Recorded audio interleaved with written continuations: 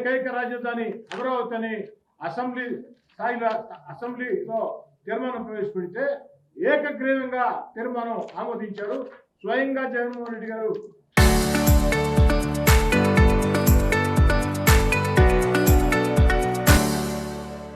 ఆ రోజు అసెంబ్లీలో నేను అమరావతికి మద్దతు ఇస్తున్నా, ఆంధ్రప్రదేశ్ ఏకైక రాజధాని అమరావతి అని చెప్పని నిండు శాసనసభలో జగన్మోహన్ రెడ్డి గారు బహిరంగ ప్రకటించారు.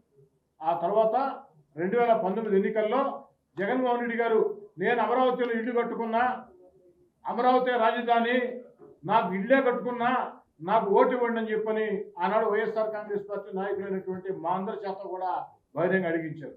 ఎన్నికల్లో గెలిచిన తర్వాత అదే శాసనసభలో 3 రాజధానులు అన్నారు, అంటే మూడోసారి.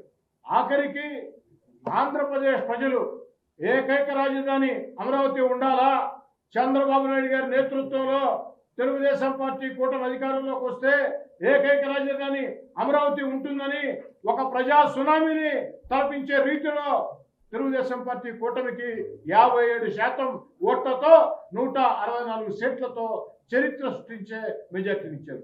మరి ఆ ప్రజాతీర్పును గౌరవించకుండా ఓడిపోయిన తర్వాత మళ్ళీ అమరావతి అన్ని రకాల అభివృద్ధిలో అడుగులు వేస్తూ ఉంటే మళ్ళీ జగన్మోహన్ రెడ్డి గారు కాదు 3 రాజధానులు కాదు, అమరావతి కాదు, అయ్యంతా తూచ్, నేను మళ్ళీ చెప్తున్నా మావిగాన్ అన్నారు.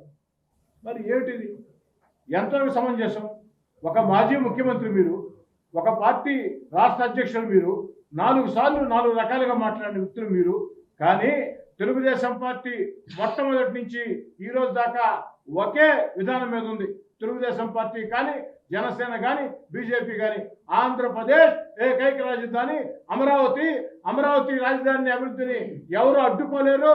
పార్లమెంటు సాక్షిగా అమరావతి రాజధాని నిర్ధారణ అయింది. అమరావతి ఏకైక రాజధాని, దాన్ని ఎవరు కూడా చరిత్రలో అడ్డుకోలేరు, అవకాశం ఎవరికి కూడా లేదు. ప్రజలందరూ కూడా ఆంధ్రప్రదేశ్ ఏకైక రాజధాని అమరావతి అన్న నినాదంతో ముందుకు సాగుతున్నారు.